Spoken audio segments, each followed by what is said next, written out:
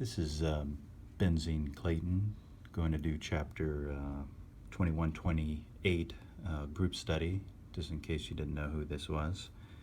And let me just go through quickly here. For this first video, I'll do problems from page 1 and 2 right here. So quickly on the naming, we find the longest continuous chain, and here I'm numbering it to give the first group right here the lowest number, but also number 1 here, priority given that the lowest number, this carbonyl here. So we see we have a 2 and a 5 methyl group. We have 1, 2, 3, 4 to give for that ketone versus 1, 2, 3, 4, same in both directions. So we go to this group right here to determine that. And it looks like that's a 4-heptanone, 2,5-dimethyl-4-heptanone. This one's a little bit tricky here. We covered that a long time ago here. With the 5-membered ring here, we have a cyclopentane, and when an aldehyde is attached to that, it's called carbaldehyde, not formaldehyde. So B is the answer on that. These should be a little bit crazy looking to you here, because you cannot have an aldehyde in the ring itself, and those are indicating like some kind of ketone, that those are inside the ring rather than outside the ring. Next one here looks like 3 is an error. There's a lot of errors in this group study, sorry about that. Here this is a benzaldehyde, so here we have para or 4-chlorobenzaldehyde. I can read my writing.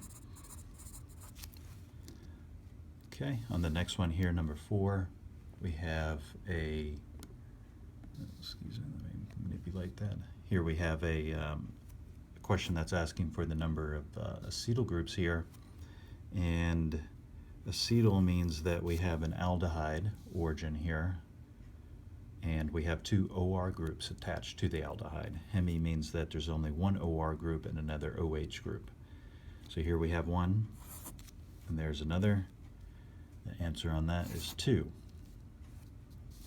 Okay, number 5, enamines means that we have a secondary amine, and there's only one secondary amine. Secondary means we have 1, 2 alkyl groups that are attached. On the next one, there's actually an error. Number 6 here.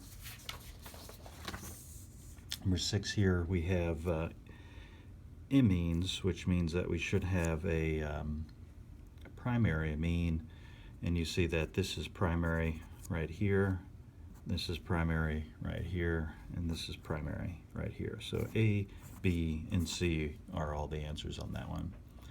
5 and 6, though, are not going to be a huge emphasis on the exam tomorrow. Okay, next one. This is a really important point here. This question asks for the lowest frequency, specifically for the carbonyl itself, right here. And frequency is related to energy. With this equation, this is the frequency one right here. And you can see if we have high energy, then we have also high frequency. So things that are high energy have high strain. Let's look. This one here is high ring strain.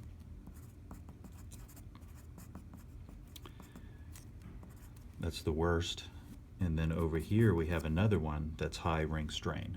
Well, this thing asks for the lowest frequency, not the highest frequency. So the lowest is going to be the most stable. A, most stable means lowest energy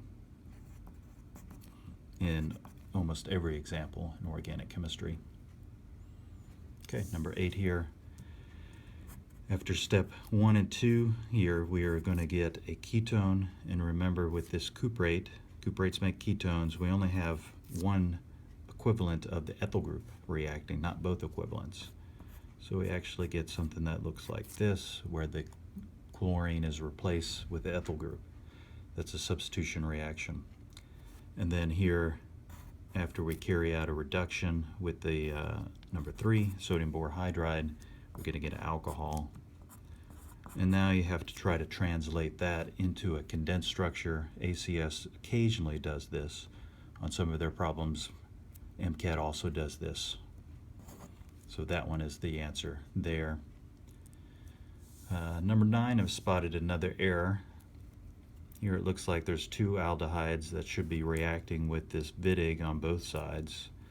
D was supposed to be the answer, but this should have double bonds that are connected to it. Sorry about that again. Number 10 is actually a naming problem where I've incorporated a reaction into that in a retrosynthesis. This is an imine here, which comes from a primary amine.